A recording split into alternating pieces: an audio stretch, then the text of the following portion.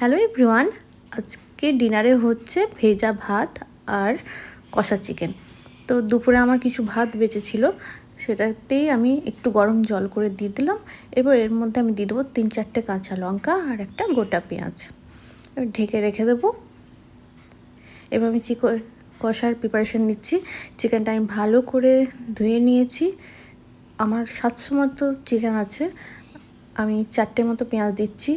অতিরিক্ত গরম পড়েছে, সেই জন্য একটু মশলাপাতি অ্যাভয়েড করার চেষ্টা করছি। পেঁয়াজ আমার কাটা হয়ে গেছে। এরপর রসুনও ছাড়িয়ে নিয়েছি, আদা কাঁচা লঙ্কা একসাথে পেস্ট বানিয়ে নেব।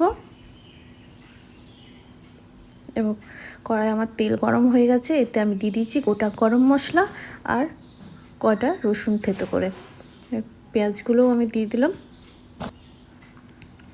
পেঁয়াজগুলো একটু ঢেকে রেখে দেবো। চিকেনটাতে আমি ম্যারিনেট করে নিয়েছি আর দিয়েছি কটা ছোট ছোট করে আলু। চিকেনটা ভাজা হয়ে গেছে, এরপর আমি আদার পেস্টটা দিয়ে দিলাম, তারপর ম্যারিনেট করা চিকেনটা দিয়ে দিলাম, সাথে আলুগুলো। এরপর যে প্রত্যেক দিনের মশলাগুলো হয়, জিরে গুঁড়ো, ধনে গুঁড়ো, রেড চিলি পাউডার, চিকেন মশলা আর সামান্য পরিমাণে চিনি। এবার ভালো করে মশলাগুলো নেড়ে চেড়ে আমি সামান্য জল দিয়ে ঢেকে রেখে দেবো।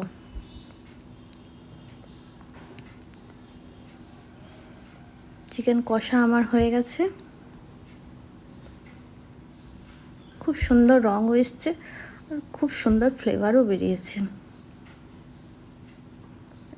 লাস্টে আমি দিয়ে দিলাম কাসুরি মেথি পাতা। ব্যাস, গ্যাসটা এরপর আমি অফ করে দেব। এরপর আমি যে ভাতটা ভিজিয়ে রেখেছিলাম ওটা একটা ছোঁক দেবো। নিয়ে নিয়েছি একটু তেল, গোটা জিরে, গোটা শুকনো লঙ্কা দিয়ে ভাতের মধ্যে ঢেলে দিয়েছি।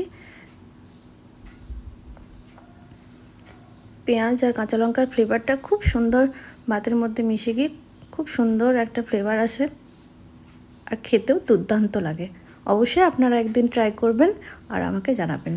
থ্যাংক ইউ সো মাচ পুরো ভিডিওটা দেখার জন্য। দেখা হচ্ছে আবার নেক্সট ভিডিওতে। Tata, bye bye. সবাই ভালো থাকবেন, সুস্থ থাকবেন।